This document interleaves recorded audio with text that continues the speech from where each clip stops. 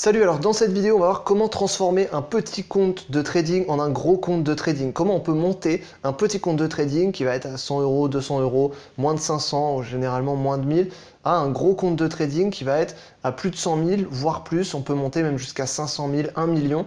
On peut monter sur des très gros comptes de trading comme ça et il faut monter son petit compte petit à petit. Dans cette vidéo, je vais t'expliquer comment monter un petit compte de trading. C'est des choses que j'ai déjà faites et c'est des choses, il y a d'autres traders aussi qui l'ont fait, c'est pas quelque chose d'exceptionnel. Simplement, il y a des méthodes à appliquer, il y a des stratégies simples à appliquer, des astuces basiques à appliquer qui vont te permettre de grossir ton petit compte de trading. Donc le problème principal quand on a un petit compte de trading, c'est qu'il faut faire de la performance. Il faut aller chercher de la grosse performance pour aller chercher une montée de compte. Donc le problème quand on a un petit compte de trading, notamment à moins de 500 euros, c'est qu'il va falloir aller chercher de la grosse performance. Il va falloir aller chercher des gros pourcentages, des plus de 100%, des 1000%, des choses comme ça, et c'est possible, mais c'est risqué. Donc la chose principale et l'élément principal à prendre en compte, ça va être la gestion du risque.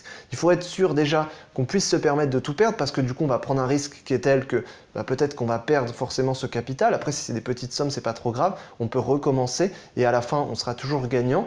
Donc dans tous les cas, on va pouvoir recommencer. Par exemple, on peut avoir 2 ou 3 comptes. Quand on fait une montée comme ça d'un compte, généralement ce que je conseille, c'est d'avoir 3 comptes. On part sur 3 comptes par exemple avec 100 euros et on regarde ce que ça donne et on applique des stratégies qui vont être différentes. Comme ça, s'il y a un compte qui crame, on perd 100 euros, mais vu qu'on vise des grosses performances, s'il y a un compte qui réussit, par exemple qui passe de 100 à 1000, eh bien dans tous les cas, ça rembourse les 2 autres comptes qui auraient été cramés. Donc on commence avec plusieurs comptes, ça peut être 3 ou 5, et ensuite on va chercher un défi comme ça de monter un gros compte. Et une fois qu'on cherche à monter le gros compte, là on va appliquer des stratégies directement. Et les stratégies, on n'y va pas de main morte, on applique les stratégies directement, on prend des gros lots, on prend des gros leviers. Il nous faut du levier, il nous faut un levier qui va être au moins un levier à 100 si on trade sur Forex. Si on trade sur crypto, on peut trader avec moins de levier puisqu'il y a plus de volatilité. Si on trade sur les marchés actions, il nous faut également du levier. On a un petit compte, il nous faut des gros lots, il nous faut de la grosse performance, donc il nous faut du gros levier dans tous les cas. Donc on va chercher du gros levier à 500, voire à 1000 parfois, ça peut être intéressant, sur 3 à 4 comptes différents,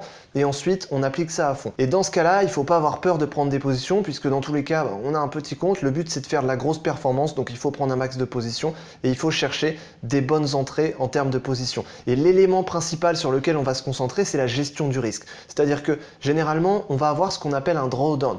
Une position, avant qu'elle gagne, parfois elle passe en négatif, en latent, donc en latent, c'est-à-dire qu'on n'a pas encore fermé la position, mais notre position est en négative et on doit attendre. Et quand notre position est en négative, parfois si on attend, notre position va remonter et elle va être en positive et c'est là qu'on va la clôturer. Par contre, ce qui se passe, c'est que parfois, quand on passe en négatif, eh bien parfois le compte ne va pas supporter parce que comme on a très peu de capital, eh bien si on a 100 euros sur un compte, si on passe en négatif à 50 euros, donc à moins 50 euros, eh bien le compte va être à moins 50%. Et donc ça commence à faire beaucoup. Et donc si on passe ensuite à moins 100 euros, le compte il ferme. Et le problème c'est que même si la position aurait remonté plus tard, c'est trop tard parce que le compte a fermé. Donc le problème c'est qu'il faut gérer ce drawdown, gérer les pertes latentes, parce que quand une perte va être latente, généralement elle va remonter à un moment donné si on a fait une bonne entrée. Donc il faut gérer cette perte latente et gérer ce drawdown. Et donc l'élément principal quand on va grossir un petit compte, ça va être la gestion du drawdown. On peut aller chercher des gros drawdowns, donc des gros pics de risque. Un pic de risque par exemple jusqu'à 50%, donc on va risquer la moitié du compte. On peut même aller chercher des drawdowns jusqu'à 80%. 80% c'est des très gros drawdowns, mais si on est sur des très petits comptes, forcément, on est obligé. De toute façon, il va falloir tenter des choses. Donc on tente des choses, c'est pour ça qu'on a plusieurs comptes différents, qu'on a 3 à 5 comptes à chaque fois, et puis on tente des grosses performances. Et puis quand on est dans ces cas extrêmes comme ça, il faut avoir une très très bonne compréhension du marché. On a une stratégie qu'on va appliquer, par exemple une stratégie qui va être de suivi de tendance. Ok, on applique une stratégie sur du suivi de tendance.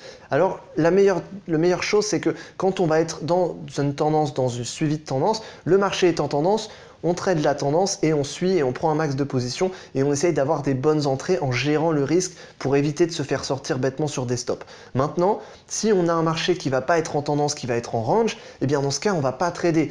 Voilà, il faut éviter de trader un marché qui ne va pas être adapté parce que si on a plus de capital, ça peut le faire parce qu'on a une bonne gestion de risque.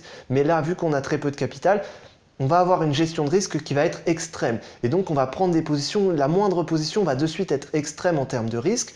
Donc, il faut éviter de trader quand le marché est pas dans notre sens et pas dans la bonne stratégie qu'on utilise. Si on trade les ranges, on ne va pas trader quand c'est en tendance. Si on a plus de capital, on peut éventuellement le faire, on peut tenter des trucs. parce qu'on a une gestion de risque qui va être limitée à 1%, peut-être à 0,5%. Par contre, si on a très peu de capital, on va taper des drawdowns à 80% du risque, donc on va perdre 80% de notre position, donc c'est beaucoup trop risqué.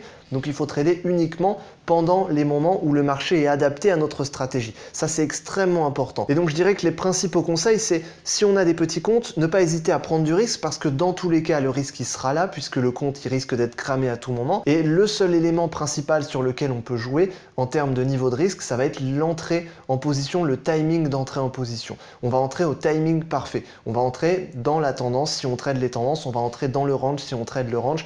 Donc on s'assure que par exemple, cette journée, le matin, ok, on regarde la journée, on voit qu'il n'y a pas beaucoup d'annonces, ok, ça va peut-être être une journée en range, donc aujourd'hui on va trader les ranges si j'ai une stratégie de range. Si par exemple on trade les tendances, ok, aujourd'hui il va y avoir une grosse annonce, ok, on voit qu'on est dans une bonne tendance en ce moment, par exemple sur les actions, ok, dans ce cas on va trader la tendance, j'ai une stratégie de tendance. Si on est dans une journée en range, j'ai une stratégie de tendance, ça va pas. Si on est dans une tendance et j'ai une stratégie en range, ça va pas dans tous les cas. Donc il faut vraiment jouer sur le timing, c'est pour moi l'élément principal sur lequel on peut jouer.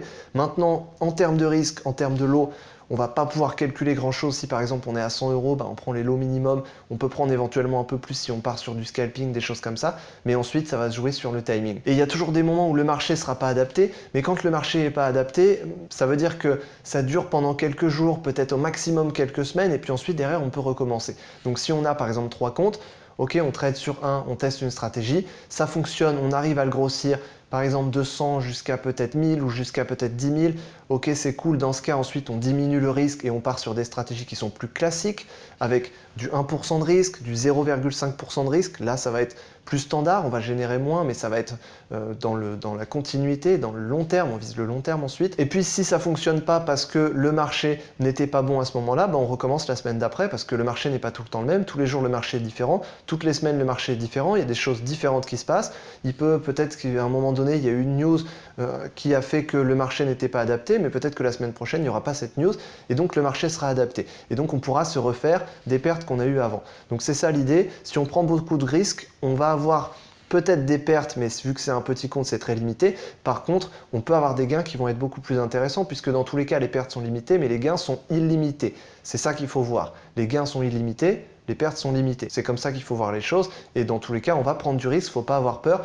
Et pour moi, l'élément principal, c'est le timing d'entrée et la stratégie. Une bonne stratégie, c'est une stratégie sur laquelle on a des points d'entrée qui sont clairement définis en termes techniques, sur peut-être des indicateurs techniques, sur des chandeliers japonais, sur une stratégie qui va être affinée sur, par exemple, ok, on entre sur un croisement de stochastique quand on a un certain chandelier japonais. Ça, c'est une stratégie, par exemple, qui va être pas mal, notamment avec le stochastique. J'en connais pas mal de stratégies qui fonctionnent très bien comme ça. Par contre, au niveau du timing, ça va être intéressant aussi de jouer là-dessus. Il y a beaucoup de personnes qui utilisent des stratégies d'analyse technique, mais qui ne prennent pas en compte le timing, et je pense que c'est très intéressant. Et je pense que ce qui fait la différence, c'est de prendre en compte justement le timing. Donc on prend en compte l'analyse technique des marchés financiers, on prend en compte l'analyse également fondamentale, ou en tout cas au moins les annonces économiques, ça c'est ce qui est important, c'est négligé par beaucoup de personnes, mais c'est quand même très important de prendre en compte les annonces économiques. Si on a une très bonne gestion de risque, on peut éventuellement s'en passer, mais si on a des risques qui sont très élevés, on ne peut pas s'en passer. Non, je pense qu'on ne peut vraiment pas s'en passer. Donc on prend en compte les annonces économiques parce que parfois il y a des grosses volatilités. Si on trade le Forex et qu'on trade un jour de NFP par exemple, qui est le chômage américain, ça va pas aller, on va avoir énormément de volatilité, encore plus si les chiffres sont étonnants, si on a des très bons chiffres ou des très mauvais chiffres. Donc on ne peut pas se permettre de rater un truc comme ça, encore moins si on prend beaucoup de risques. Et puis ensuite, le timing, analyse technique, analyse fondamentale ou en tout cas d'analyse des news économiques. Et puis ensuite le timing, on n'entre pas à n'importe quel moment, on entre en ouverture de marché, on entre pourquoi pas en milieu de marché et on ferme en fin de marché. Ou alors on fait du swing trading et on tient sur plusieurs jours ou plusieurs semaines et on clôture le week-end. Généralement c'est quand même mieux et ça fonctionne mieux. Donc c'est des choses qui sont très intéressantes à mettre en place, c'est des choses que j'ai déjà fait plusieurs fois, de monter des petits comptes comme ça de trading en gros compte de trading, et aujourd'hui c'est quelque chose que j'essaye d'automatiser avec des algorithmes pour qu'on puisse réussir à monter des petits comptes comme ça en illimité, en automatique. Donc là ça commence à vraiment être intéressant. Donc il y a beaucoup de traders comme ça qui partent sur des petits comptes au début et puis ensuite qui arrivent à monter des comptes comme ça de trading en gros comptes. Donc là c'est intéressant, il y a beaucoup de traders qui font ça, moi j'ai déjà fait, et j'ai fait une vidéo notamment sur Takeshi Kotegawa qui est un trader japonais qui a réussi à monter un compte de 13 000 $ jusqu'à 150 millions de dollars. Donc il a utilisé des stratégies particulières de day trading sur les actions japonaises. Donc j'ai fait une vidéo là-dessus, je te mets le lien juste ici je crois. Donc voilà, je te mets le lien, va voir cette vidéo. C'est un gars qui a une stratégie particulière et qui a un mental particulier et qui a monté un petit compte en un très gros compte. Donc là, c'est intéressant et c'est un cas vraiment extrême au niveau du trading. Donc c'est intéressant d'aller voir ça. Je te mets la vidéo ici. Et si tu veux avoir les méthodes complètes qui permettent de monter des petits comptes de trading en gros comptes de trading, c'est quelque chose que je fais, que j'applique. Et j'ai appris à pas mal de personnes justement à atteindre la liberté financière grâce au trading. Et parfois, ils ont commencé avec des petits comptes de trading de 100 euros, de 200 euros. Et donc, il y a des méthodes pour ça qui sont simples, qui sont basiques, qu'il suffit de connaître. Donc, si tu ne connais pas ces méthodes, j'explique tout ça. Il y a une conférence, le lien est juste en dessous. Tu cliques dessus, tu peux accéder. Tu as 1 heure de conférence complète. Je t'explique les méthodes complètes pour passer des comptes de 200 euros à des comptes jusqu'à 10 000, 20 000, 30 000, 50 000, 100 000, jusqu'à plus d'1 million parfois, et qui te permettent ensuite d'atteindre la liberté financière. Et ensuite, bah, tu fais un max d'argent, tu fais tout ce que tu veux, tu fais plaisir à tes proches et tu vis mieux parce que l'argent, ça sert à vivre mieux. Ok? Donc voilà, je te mets le lien juste en dessous. Clique dessus et on va voir tout ça justement dans la conférence. Je te dis à la prochaine dans une autre vidéo. Salut!